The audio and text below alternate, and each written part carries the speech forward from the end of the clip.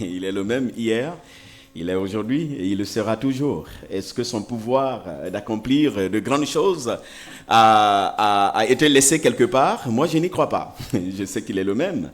Et c'est Dieu continue encore d'agir dans nos vies. Et nous l'avons vu au travers de ce témoignage, sans forcément l'avoir cherché, sans forcément l'avoir réclamé avec force en disant il faut que ce soit maintenant.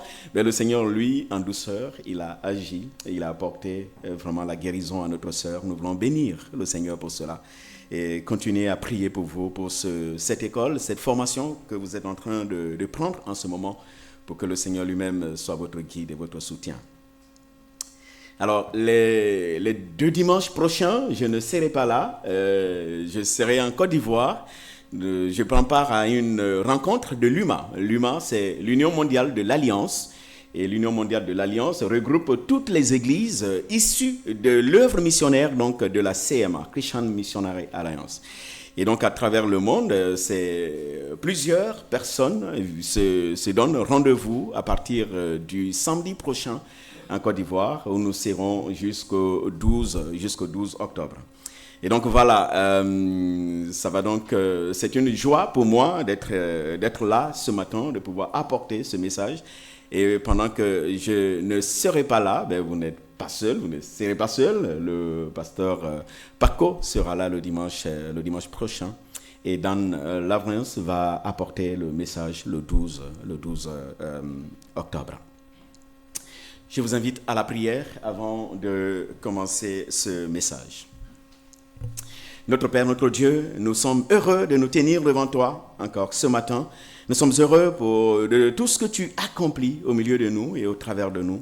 Nous sommes surtout heureux, Éternel, de pouvoir être au contact de ta parole. Oui, nous l'avons encore écouté le dimanche dernier. Il y en a qui sont obligés de se cacher pour pouvoir, Éternel, simplement lire ta parole. Mais nous pouvons le faire publiquement et nous voulons te bénir, Éternel, pour cela. Alors, nous prions que tu parles au travers de ton serviteur que je suis et que ce que tu as à nous communiquer, Seigneur, que nous puissions surtout le recevoir. Au nom de Jésus. Amen. Je précise que depuis un certain temps, nous sommes en train de suivre une petite série sur le psaume 23. Depuis maintenant 2 mois. Une petite série sur le psaume 23. Et est-ce que ça marche? Ça ne marche pas encore. Voilà. J'essaye de revenir en arrière. Oui, maintenant ça marche. Très bien. Je pense que le premier message que j'ai donné sur cette série, c'était à la veille donc des vacances de l'été, n'est-ce pas? Et la question qu'on s'était posée, c'est où est-ce qu'on peut trouver le véritable repos? Est-ce que le véritable repos, nous l'avons au travers des plages? Est-ce que le véritable repos, nous l'avons dans les voyages? Est-ce que le véritable repos, nous l'avons dans les montagnes? Ou est-ce que le véritable repos, nous le trouvons simplement qu'en Dieu? Frères et sœurs, nous avons vu ensemble qu'alors que l'homme de ce monde moderne vit dans l'agitation totale, l'enfant de Dieu, lui, il trouve simplement son repos en l'Éternel. Et nous avons vu ces jours que Dieu voit notre fatigue, et c'est important. En fait, même si les hommes ne voient pas notre fatigue, Dieu, lui, il voit notre fatigue, mais il ne se borne pas à voir simplement notre fatigue. Mais en fait, Dieu a aussi le pouvoir de nous accorder le repos. Et il nous invite simplement à entrer dans son repos. Vous vous souvenez de cette invitation de Jésus-Christ? Venez à moi, vous tous qui êtes fatigués et chargés, et je vous donnerai et du repos. C'est en lui seul que nous pouvons avoir le repos. Nous avons également découvert au travers de ce psaume 23 que la vraie satisfaction et la véritable sécurité, en fait, nous ne la trouvons pas dans ce que nous possédons. La vraie satisfaction, la vraie sécurité, nous ne la trouvons même pas dans ce que le monde peut nous donner. La vraie satisfaction ne se trouve même pas dans ce que Dieu peut nous donner. Mais la vraie satisfaction se trouve en Dieu lui-même. C'est lui qui peut combler le vide qui se trouve en nous. Lui seul peut vraiment nous combler totalement. Et nous avons vu qu'il est le berger parfait qui connaît nos besoins, mais il est aussi ce berger parfait qui a surtout le pouvoir de satisfaire à nos besoins. Si Dieu est notre berger, si l'Éternel est notre berger, alors rien, oui, je dis rien d'essentiel ne peut véritablement nous manquer. Et c'est en tout cas ce que le psaume 23 dit. Il y a 15 jours, nous avons aussi médité sur le fait que l'Éternel est le meilleur GPS qui puisse exister, n'est-ce pas? Contrairement au GPS humain, l'Éternel, lui, il ne peut jamais se tromper quand il nous conduit. L'Éternel ne peut jamais perdre le réseau, il prépare le réseau. Il est le GPS le plus fiable qui puisse exister. Et nous avons vu ensemble qu'avec lui, au volant de notre vie, en fait, notre chemin est sûr. Il est celui qui rythme notre pas et notre destination, la destination de notre voyage est aussi garantie. Et dans ce psaume, David nous invite simplement, nous exhorte à laisser l'Éternel décider de notre chemin, à laisser l'Éternel décider, rythmer notre pas, le pas de notre cadence et de notre marche, et à simplement laisser l'Éternel déterminer la destination finale de notre voyage. Ce matin, bien-aimés frères et sœurs, je vais vous inviter à découvrir une autre vérité que ce psaume voudrait bien nous enseigner. Une vérité que le roi David a découvert dans sa marche avec l'Éternel. Une vérité qui a complètement bouleversé la vie de David. Et cette vérité, nous l'avons au verset 4. Alors, je pense que ma télécommande ne veut pas bien marcher ce matin. Peut-être que tu peux m'aider un peu. Alors, je disais que cette vérité, nous pouvons la trouver au verset 4 de notre psaume, le psaume 23. Voilà, merci. Le verset 4, David dit, « Quand je marche dans l'ombre de la vallée de la mort, je ne crains aucun mal, car tu es avec moi. » Quand je marche dans l'ombre de la vallée de la mort, je ne crains aucun mal, car tu es avec moi. Dans ce verset, nous voyons David qui affirme sa pleine assurance, une pleine assurance en l'Éternel. Je ne crains aucun mal. Il donne ensuite la raison de cette assurance qu'il a même quand il se trouve dans la vallée de la mort. David dit, si je ne crains aucun mal, c'est parce que tu es avec moi. Tu es avec moi. Frères et sœurs, comme nous allons le voir tout au long de cette prédication ce matin, l'assurance de David ne trouve son fondement que dans la présence même de Dieu. Son assurance trouve son fondement dans la présence de Dieu. Il y a une première vérité fondamentale qui se dégage de ce texte de ce matin que j'aimerais partager avec vous. Cette vérité, c'est quoi? C'est la réalité des vallées dans nos vies. La réalité des vallées dans nos vies. Frères et sœurs, ces versets nous enseignent que personne n'échappe au moment difficile de la vie. Je ne sais pas si il y a quelqu'un qui n'a jamais connu une vallée dans sa vie. En tout cas, pas moi. Moi, je connais régulièrement des vallées. En ce moment même, je suis dans une grande vallée. Une véritable vallée que je suis en train de traverser. La Bible appelle les vallées ici, enfin, la Bible appelle ces moments difficiles ici, la vallée de l'ombre de la mort. La vallée de l'ombre de la mort, c'est en fait toutes les situations qui nous font peur, toutes ces situations qui nous chagrinent, toutes ces situations qui nous font simplement mal. Ça peut être une maladie, ça peut être des échecs récurrents dans la vie. Des trahisons, des tensions familiales. Ça peut peut-être même être la solitude. On n'a personne à côté. Les incertitudes quant à l'avenir. Et même la persécution. C'est vrai que la France n'est pas encore un pays où la persécution est très ouverte. Mais elle est là, vous vous souvenez. Cette semaine, le monde évangélique a vécu une certaine persécution. Où on confond tous les évangéliques à un petit groupuscule de personnes. La persécution, elle est là. Frères et sœurs, qui n'a jamais traversé la vallée de la mort ou une vallée dans sa vie?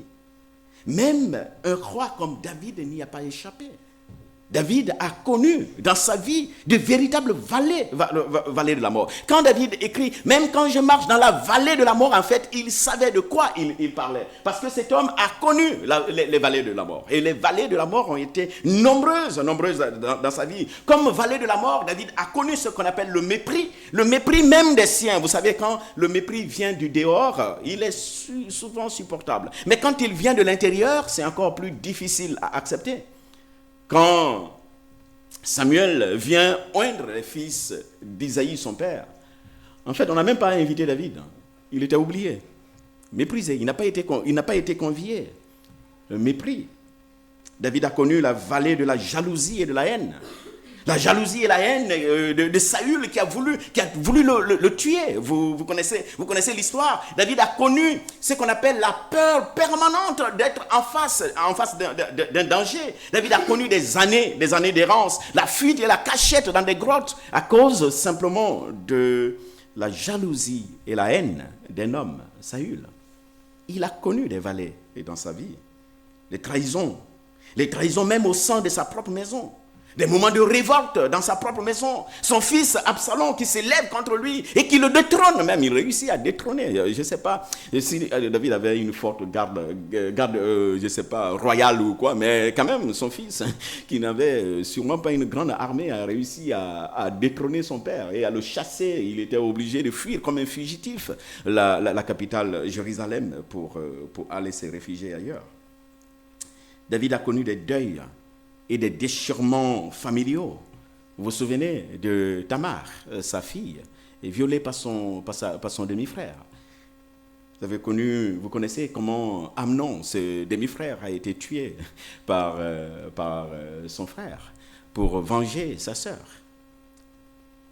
David a pleuré la mort de son enfant, né de son adultère avec Bathsheba. Il a prié. Mais là, le Seigneur l'a dit, ma grâce te suffit. Frères et sœurs, David a connu la perte d'un ami intime, Jonathan. On se souvient encore de cette histoire. Alors ce matin, nous avons célébré notre sœur Lydia qui a 94 ans, c'est ça, Lydia? 94 ans, gloire à Dieu. David a connu aussi des moments de vieillesse. La vieillesse qui est marquée par la fragilité. Il a connu ces moments-là, les vallées de l'ombre de la mort. Il était un homme qui avait traversé des ténèbres dans sa vie. Et pourtant, bien que David ait traversé ces moments difficiles dans sa vie, écoutez ce qu'il va dire. Écoutez sa confession de foi. Je ne crains aucun mal. Je ne crains aucun mal. Voilà là une parole extraordinaire, n'est-ce pas? Comment un homme qui a tant souffert peut-il parler ainsi et dire, malgré tout ce par quoi je passe, je ne crains aucun mal. David était-il un homme naïf? On pourrait le dire aujourd'hui, pour quelqu'un peut-être qui dit tout le temps, oui, moi ça va, je bénis le Seigneur, je ne crains aucun mal. Quelques-uns penseraient, non, il est naïf. Attends, cet homme-là, est-ce qu'il ignore la souffrance qui est autour de nous? David connaissait la souffrance, il a vécu la souffrance, il n'a pas entendu parler de la souffrance, il a expérimenté la souffrance. Mais malgré cela, cet homme va dire, je ne crains aucun mal. Je ne crains aucun mal.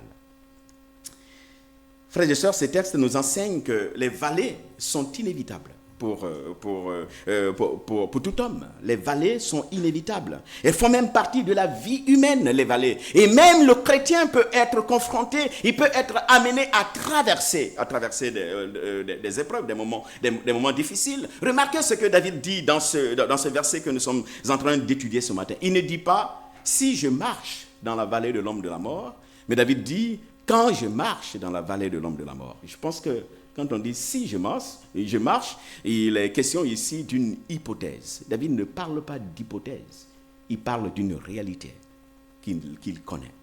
Quand je marche dans la vallée de la mort, même en tant qu'enfant de Dieu, les vallées font partie de notre vie. Et c'est une vérité que ce texte-là nous enseigne ce matin. Et c'est d'ailleurs là que les prédicateurs de l'évangile de la prospérité se plantent totalement. Quand ils disent que quand on est chrétien, on ne connaîtra plus la vallée de la mort, en fait, ils se trompent. Je dis, est-ce que nous lisons la même Bible? Je me demande si eux et nous lisons la même Bible.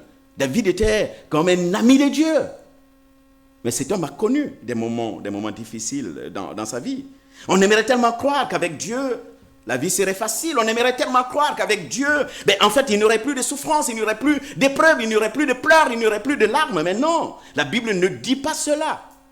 Jésus lui-même a souffert, n'est-ce pas? Je le rappelais pendant le week-end, le prophète Ésaïe l'appelle l'homme des douleurs. Jésus a connu la souffrance. Il a connu la douleur. Et lui-même nous avertit que nous souffrirons à notre tour en tant qu'enfants de Dieu. Vous aurez des tribulations dans le monde. Frères, sœurs, peut-être on peut encore avancer. La foi ne supprime pas les vallées, mais la foi change notre manière de traverser les vallées. La foi change notre manière de traverser les vallées. Je ne sais pas comment est-ce que tu traverses tes vallées ce matin. Est-ce que tu les traverses par la peur ou l'angoisse? Est-ce que tu les traverses avec le sentiment peut-être d'être seul, d'être abandonné de tous, peut-être même de Dieu? J'aimerais te rassurer ce matin que, en fait, bien que ce n'est pas parce qu'on est enfant de Dieu qu'on ne traversera pas la vallée. David a connu ces moments. Mais sa force a été de savoir que dans cette vallée-là, il n'était pas seul. Le secret de David, le secret de son assurance, c'était effectivement la présence de Dieu dans sa vie. On pourrait dire, comment un homme comme David, au cœur des épreuves, peut-il dire, en fait, je ne crains aucun mal. Mais David était conscient d'une vérité évidente et fondamentale dans sa vie. C'est que partout où il est, et quoi qu'il fasse, il n'est pas seul. Dieu est avec lui. Voilà pourquoi il dit, je ne crains aucun mal, car tu es avec moi. Et voilà le cœur de ce verset-là que nous sommes en train d'étudier. Je pourrais même dire que ce verset, ce bout de phrase, est même le cœur du psaume tout entier. Le psaume tout entier, c'est le pivot, pour ceux qui ont fait peut-être l'analyse narrative. Vous verrez, c'est le pivot de ce message de David. À cause de la présence de Dieu, David ne craint aucun mal. Le pivot, c'est le point central ou le moment charnière où la dynamique d'une situation change totalement. Le pivot sert à mettre l'accent sur un élément, le cœur même du message, à attirer l'attention sur le cœur, le message, l'élément fondamental même du message. Et c'est ce qu'on trouve dans ce texte-là. Vous verrez qu'avant le verset 4, les 3 premiers versets, David parle ici, nous avons une atmosphère paisible, des pâturages paisibles, l'abondance, le repos, la direction, etc. Et puis, les 2 derniers versets, le verset 5, le verset 6, on voit également là de l'assurance, l'Éternel, qui dresse une table devant son serviteur, etc. Et au milieu, comme vous le voyez, tout change. Il y a une situation catastrophique. Et David est dans une situation difficile. Mais même dans cette vallée-là, sombre, cette menace de mort, face à la menace de mort, David est conscient de la présence de Dieu. Cette présence qui l'assure. Tu es avec moi. J'ai relevé un peu ce pivot-là ici. Alors, les 3 premiers versets, Dieu nourrit, Dieu restaure, Dieu conduit. Les 2 derniers versets, Dieu bénit, Dieu accueille, il accorde l'éternité. Et nous avons au milieu les épreuves. David se trouve pleinement dans les épreuves, mais là, en fait, il annonce le fait que Dieu soit avec lui. Bien-aimés frères et sœurs, grâce à ces pivots que nous venons de voir, on comprend clairement qu'il y a des vallées qui longent notre chemin en tant qu'enfants de Dieu. Mais ces vallées-là n'annulent pas la présence et la fidélité de Dieu. Il reste le même. Il reste notre Dieu. Non, la force de David ne se trouve pas dans sa sagesse. Non, la force de David, ce n'est pas la force de David qui l'assure ici, je voulais dire. Ce n'est même pas sa stratégie militaire qui l'assure ici, non. En fait, ce n'est pas parce qu'il est entouré par des militaires, il est entouré par ses proches. Voilà pourquoi David est sûr de pouvoir continuer sa marche. C'est seulement la présence de Dieu qui rassure David dans sa marche avec le Seigneur. Sa peur disparaît non parce que le danger est absent. Sa peur disparaît non pas parce que le danger est écarté, mais sa peur disparaît parce que Dieu est présent à ses côtés. Bien-aimés frères et sœurs, la promesse de Dieu n'est pas l'absence des épreuves. La promesse de Dieu, c'est sa présence dans l'épreuve. Imaginez un enfant qui marche dans une rue sombre. C'est vrai que c'est dur d'imaginer ça ici en France, parce que, et surtout à Paris, nos rues sont bien éclairées. Alors moi, ça me parle bien quand on parle de rues sombres, quand je suis en Guinée. Alors ça me parle énormément. Mais quand même, essayez d'imaginer un enfant dans une rue sombre où il n'y a pas d'électricité, il n'y a pas de lampadaire, il n'y a rien. Et la nuit, il est en train de marcher, tout est noir autour de lui. Seul, que va-t-il se passer pour cet enfant-là? Il va trembler, il va avoir peur. Mais si cet enfant marche aux côtés de son père, sa main dans la main de son père, est-ce que l'obscurité a disparu? Non. Mais l'enfant est assuré de la présence de son père, par la présence de son père. J'ai une fille qui a 14 ans, elle s'appelle Maëlle. Maëlle n'est jamais enthousiaste d'aller chercher quelque chose dans sa chambre quand il fait noir. En Guinée, on connaît encore des coupures d'électricité, donc vous pouvez passer des heures sans électricité. Alors, quand le courant s'en va, tu dis à Maëlle, va chercher tel truc. Il dit, non, j'ai peur, je ne peux pas aller. Mais il suffit que quelqu'un, une grande personne se lève et vienne avec elle, elle vient, quoi. Elle affronte la nuit et elle peut faire face à la nuit. Frères et sœurs, voilà ce que David a expérimenté dans sa vie de tous les jours. Les dangers étaient là. La vallée était là. Les ennemis étaient présents dans sa vie. N'ont pas été écartés. Mais à cause de la présence de Dieu à ses côtés, mais David pouvait dire simplement, je ne crains aucun mal. Je ne crains aucun mal. Souvenons-nous que dans notre vallée ou dans nos vallées d'aujourd'hui, l'Éternel est présent. Il n'a pas manqué, il n'a pas changé, il est là. Dans ce monde où on parle de guerre, l'Éternel est présent. Dans ce monde où on parle d'inflation, l'Éternel est là, il n'a pas changé. Souvenons-nous que nous l'avons dans notre barque quotidiennement. C'est lui que nous avons dans notre barque, c'est le Seigneur. Même en pleine tempête, l'Éternel est là avec nous. Il est là avec nous. C'est d'ailleurs frappant de voir, de remarquer comment l'épreuve rend la relation de David plus intime avec Dieu. En fait, dans les 3 premiers versets, David est en train de parler, de parler de Dieu. Il me fait reposer, il me dirige, il restaure mon âme, il me conduit, etc., etc. On voit là que David parle de Dieu à la troisième personne. La relation est comme une relation distancielle, de distance. Mais dans les 3 derniers versets, nous voyons que les épreuves rendent sa relation avec Dieu plus personnelle et plus intime. Que dit David? Il ne dit plus il, mais c'est plutôt tu es avec moi. Ta houlette, ton bâton, tu dresses. David a une relation plus intime avec Dieu. Comme pour dire que les épreuves sont peut-être parfois nécessaires, n'est-ce pas, pour développer une intimité avec le Seigneur. Quelqu'un a dit Amen. Ma question ce matin, c'est quelle relation entretiens-tu avec le Seigneur aujourd'hui? Est-ce que c'est une relation intime ou une relation distante? Si c'est une relation distante, est-ce que tu voudrais que je prie pour toi pour qu'une vallée s'abatte sur toi et comme ça tu vas... Non, je ne le ferai pas ce matin. C'est pas ce que je veux faire. Mais on voit ici avec David quand même que des moments difficiles l'amènent plutôt à avoir une intimité beaucoup plus profonde avec le Seigneur. Avec le Seigneur. Est-ce que le Seigneur est il dans ta vie ou est-ce qu'il est tu dans ta vie en ce moment? En ce moment. Comment cette vérité peut-elle nous parler aujourd'hui? Comment cette vérité peut-elle nous rassurer aujourd'hui en ce temps où nous vivons dans un monde instable, un monde rempli de peurs, un monde rempli d'angoisse et de stress? Quelle attitude, en tant qu'enfants de Dieu, nous devons adopter au cœur de ces innombrables vallées qui longent notre parcours de tous les jours?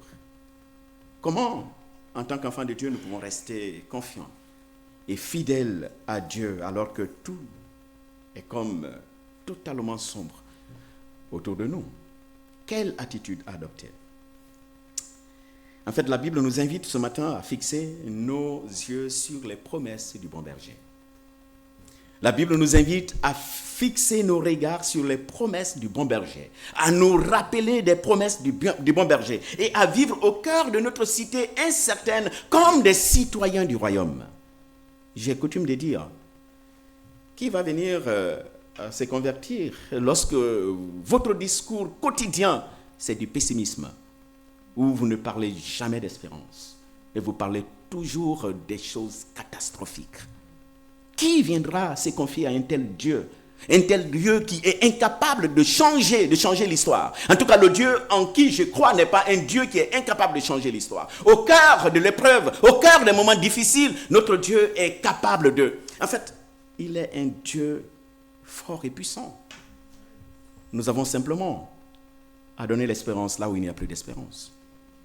Nous avons à donner de l'espoir là où il n'y a plus d'espoir. Nous avons à donner de la joie là où il n'y a plus de joie. Nous avons à donner de la paix là où il n'y a plus de paix. Nous avons à donner de l'allégresse là où il n'y a plus d'allégresse. Si nous continuons à donner aussi de la peur, c'est quoi la différence entre nous qui avons le Dieu de vie et ceux qui sont dans le monde et qui n'ont aucun repère et qui n'ont pas d'espérance? Frères, la Bible nous invite à simplement fixer nos regards sur les promesses de Dieu et à vivre dans ce monde incertain comme des citoyens du royaume. Nous avons un Père, et ce Père est fort et puissant. Ce Père est capable de transformer toutes choses. Peut-être que parmi nous, ce matin, il y a des personnes qui passent par des moments difficiles, qui se sentent dans une vallée aussi sombre, aussi difficile. Peut-être que tu portes un fardeau aujourd'hui sur tes épaules que personne ne connaît, personne autour de toi ne connaît. Peut-être qu'il y a une certaine peur aujourd'hui en toi qui te ronge vraiment. Peut-être l'angoisse de perdre ton emploi, je ne sais pas. Peut-être la solitude. Pourtant, tu vis dans un monde bien connecté. Écoute bien la promesse de ces versets de ce matin. Tu n'es pas tout seul. Même si ceux qui sont autour de toi ne te voient pas, il y a quelqu'un qui te voit. Et c'est quelqu'un, c'est Dieu. Et il est là avec toi. Peu importe ta situation, tu as un berger qui marche avec toi. Ceux du dehors ne connaissent pas ces bergers. Mais toi, tu connais ces bergers-là. Frère, dans ton lit de malade, sache que Dieu est là. Tu n'es pas seul. Que ce soit chez toi à la maison ou que ce soit à l'hôpital, tu n'es pas seul. Dieu est là. Au bureau, face à la fatigue due au poids peut-être des dossiers compliqués qu'on te donne à gérer, ou peut-être face aux collègues qui sont pénibles à vivre, sache que tu n'es pas seul au bureau. Dieu est là avec toi. David a réalisé cela. Voilà pourquoi il pouvait dire, je ne crains aucun mal, car tu es avec moi. Face à la solitude, dans ta chambre d'étudiant, est-ce qu'il y a des étudiants parmi nous ce matin? Non, je pense qu'il n'y a pas d'étudiants. Bon, si, il y en a. Ah, très bien. Alors, dans ta chambre d'étudiant ou d'étudiante, peut-être dans ta chambre d'EHPAD, seul, vieille, vieux, etc., tu peux peut-être penser que tu es seul, mais non, tu n'es pas seul. Le Seigneur est là avec toi. L'Éternel est là avec toi. Face à l'avenir incertain, peut-être l'inflation, les crises politiques, les bruits de guerre, là aussi, Dieu te dit, en fait, je suis là. Et il te dit clairement, dans Ésaïe 41, n'aie pas peur, je suis avec toi. Ce monde-là, en fait, c'est mon monde à moi. C'est moi qui l'ai créé, je le tiens dans le creux de ma main. Face à la peur de la mort, Jésus veut simplement te rassurer. Je suis la résurrection et je suis la vie. Je suis la résurrection, je suis la vie. Non, la mort pour un chrétien n'est pas une fin. La mort pour un chrétien, c'est une porte ouverte vers la présence de Dieu. Vers la présence de Dieu. Vous comprenez pourquoi David pouvait dire, oui, le bonheur et la grâce m'accompagneront tous les jours de ma vie et j'ai hâte de revenir dans la maison de l'Éternel. Parce qu'en présence de Dieu se trouve la véritable paix. Oui, si la vallée est sombre devant toi, souviens-toi que tu n'es pas seul. Tu as Emmanuel avec toi. tu as Emmanuel avec toi. Je donne quelques exemples de personnes qui ont connu aussi des vallées dans leur vie, mais à qui le Seigneur a donné des promesses. Vous vous souvenez de Moïse? Moïse était un homme hésitant, craintif à l'appel de Dieu. Dieu l'invite à aller affronter le pharaon. À l'idée d'aller affronter le pharaon, Moïse avait peur. Il entre même en contestation avec Dieu. Non, mais envoie quelqu'un d'autre, c'est pas moi. Dieu lui dit, je serai avec toi. C'est pas toi qui accomplis la mission, c'est moi qui l'accomplis. Je serai avec toi. Vous vous souvenez de Josué, n'est-ce pas? Intimidé aussi et impressionné par la tâche immense qui devait lui revenir et conquérir le territoire de Canaan. Mais là, Dieu lui dit, je ne te délaisserai point. Je serai avec toi. Gédéon se sentait petit et insignifiant devant les Madianites. Le Seigneur lui dit, en fait, je suis avec toi, vaillant guerrier. C'est moi qui te qualifie. Va et accomplis cette mission-là. Les disciples de Jésus-Christ, probablement intimidés par l'ampleur de la mission et aussi, ou peut-être la peur du départ physique du Seigneur Jésus-Christ, inquiets, Jésus l'a dit dans Matthieu 28, 20, « Je suis avec vous tous les jours jusqu'à la fin du monde. » Est-ce que cette promesse-là a changé? Non. Cette même promesse traverse toute la Bible. Cette même promesse est pour nous encore aujourd'hui. Ce matin, Dieu veut simplement te dire, frère et sœur, je ne te délaisserai point, je ne t'abandonnerai point. Je voudrais terminer ce message en te posant cette question, qu'est-ce qui te fait peur aujourd'hui? Quelle est donc cette vallée qui se dresse fièrement devant toi, dans laquelle tu as peur d'avancer? Qui sont ces adversaires qui te pourrissent la vie aujourd'hui? Qui sont-ils? Comment s'appellent-ils? Peut-être que tu traverses une nuit obscure. Peut-être que tu te sens abandonné. J'aimerais simplement que tu retiennes ceci. Non, tu n'es pas seul. Dieu est avec toi. Tu n'es pas seul. Dans la vallée, il est avec toi.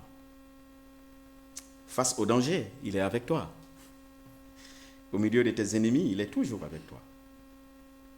Ma prière est que cette assurance devienne la tienne ce matin. Peu importe ce que l'avenir te réserve, rappelle-toi que tu as un berger. Et ce berger est fidèle. Ses promesses aussi. Et ce berger, c'est Jésus-Christ. Est-ce que nous pouvons simplement avancer avec Jésus-Christ, même au cœur, au milieu de la nuit, en tenant fermement sa main et en marchant fièrement, parce qu'il est là? Est-ce que nous pouvons ce matin proclamer avec foi, non, je ne suis pas seul. Non, jamais tout seul. Parce que Dieu est avec nous. Je vous invite à baisser simplement vos têtes et à prier.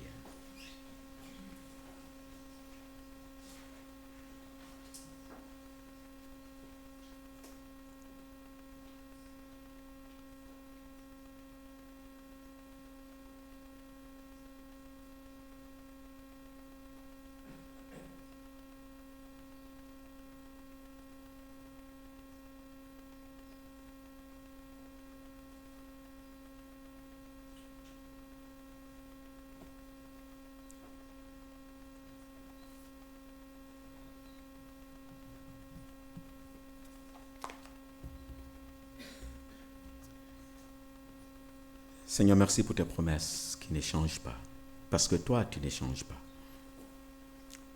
Merci pour ce Dieu grand et fort que tu es. Oui, nous avons raison. Nous avons raison, Éternel, de t'avoir comme Père. Nous avons raison de nous détourner du monde pour simplement nous tourner vers toi. Nous avons raison, Éternel. Nous avons eu raison d'écouter ta voix et de simplement soumettre nos vies, Éternel, à ta Seigneurie. Parce que tu es le Dieu fort. Tu es le Dieu grand, tu es le Dieu puissant. En dehors de toi, il n'y a personne comme toi. Merci Seigneur pour ta présence. Oui, comme David, nous pouvons ce matin dire, quand je marche dans la vallée de l'ombre de la mort, je suis rassuré par ta présence à mes côtés. Aide-nous Seigneur à ne pas vivre par la vue, mais à vivre simplement par la foi. Aide-nous, Seigneur mon Dieu, à nous rappeler simplement de ta présence à nos côtés et à ne pas nous laisser déstabiliser par ce que nous voyons autour de nous. Aide-nous, Seigneur, aussi à être ces artisans de paix qui annoncent, qui annoncent simplement la paix. Parce que le monde a besoin d'entendre la paix. Le monde a besoin d'entendre cet évangile de paix. Aide-nous, Seigneur mon Dieu, mon roi, à le vivre au quotidien, dans nos vies de tous les jours. Au nom de Jésus, j'ai prié. Amen.